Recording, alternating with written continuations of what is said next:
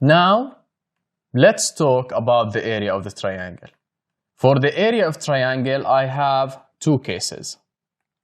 The first case is when the height is given. When the height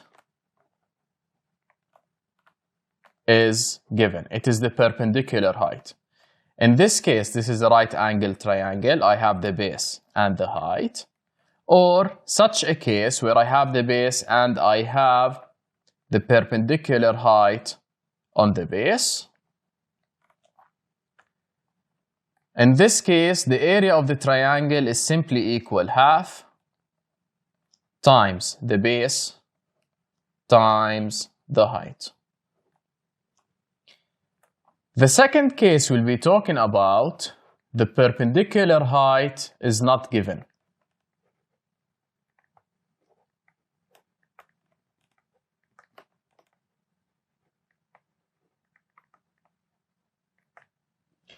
In this case, I have this side to be given, which is A, and this side B, and I have the angle between these sides to be given. I need a side, another side, and an angle between them. So the area can be found now using this formula, which is the area equal to half times A, side 1, times B, which is side 2, times sine the angle between them. It's very direct and not very hard. It's easy. Let's see an example now.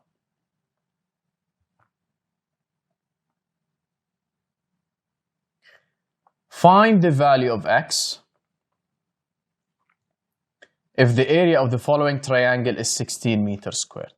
Now I have the x, which is unknown.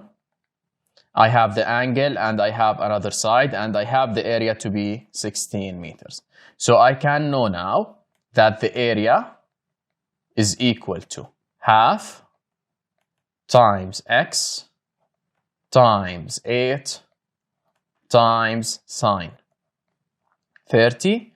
And since the area is known, I substitute 16 instead of the area, is equal to half times x times 8 times sine 30. And I can use my solver to find the value of x in this case. I go to menu and equation, and I press F3 for the solver, and I just delete my previous work. I have 16 to be equal to half, which is 0.5, times the x times 8 times sine of 30 degrees. And I press execute and execute again. So I will find that the value of x is equal to 8 meters. So x is equal to 8.00 meters.